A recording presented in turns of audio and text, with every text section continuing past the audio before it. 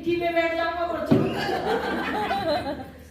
अब सबने कहा कोई बात नहीं, अच्छी बात है, चलो नाना को डिक्की में बिठा के ले चलते। अब सारे यंग गए तो आप जानते हैं कि पहले पुराने जमाने में शादी तो गांव के करीब आ गए तो उनका जन्माशा एक दूर पे थोड़ी रखा, 1 किलोमीटर दूर, कि भाई दूल्हे की बारात यही रुके।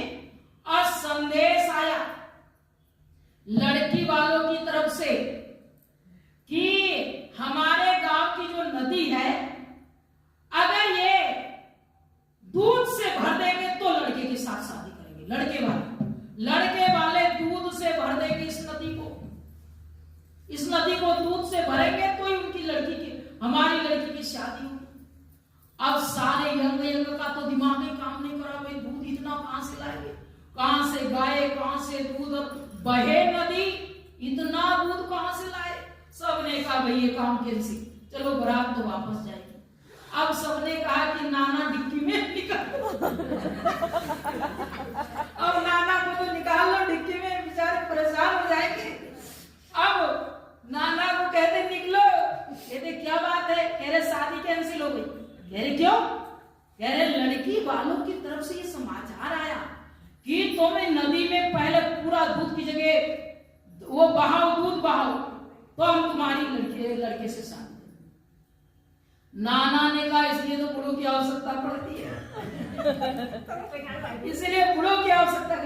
तुम इलाज से संदेश भेजो कि तुम नदी को पूरा सुखा दो, हम दूध से भी भर देते क्योंकि नदी पानी से भरी थी।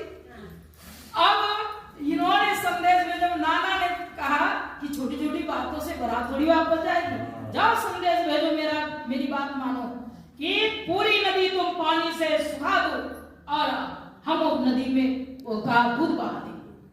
अब जैसा ये समाचार पहुंचा लड़की वालों के पास कि वो तो दूध से भरने को तैयार है पर कह रहे कि पानी से खाली करो, पहले खाली करो, तब लड़की वाले समझ गए कोई बूढ़ा जरूर आ जाएगा, क्योंकि ये सलाह तो बूढ़ा ही व्यक्ति दे सकता है। जैसे बूढ़ा आ गया तो इसीलिए जीवन में बड़े बूढ़ों की सलाह बहुत जरूरी है।